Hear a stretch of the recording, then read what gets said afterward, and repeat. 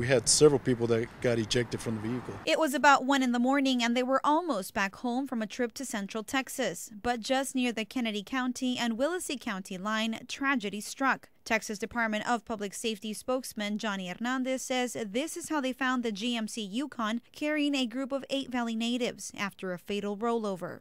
The 4 are dead, and we have 4 that were transported to the hospital. 1 was airlifted, which was a 3-year-old little girl that she was airlifted to the hospital.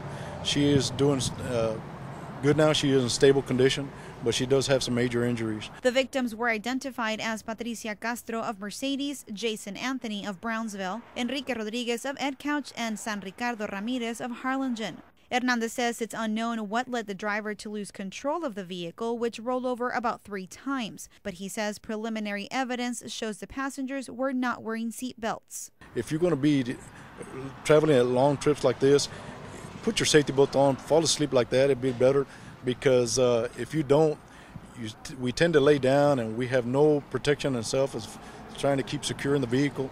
And when you roll over, that's when we get ejected, and that's when we have our fatalities. Authorities are still trying to determine exactly who was sitting where inside the vehicle and what led up to the rollover. But Hernandez says the male driver survived and could be the key to piecing this tragic accident together. We're still talking to the driver since he was injured himself.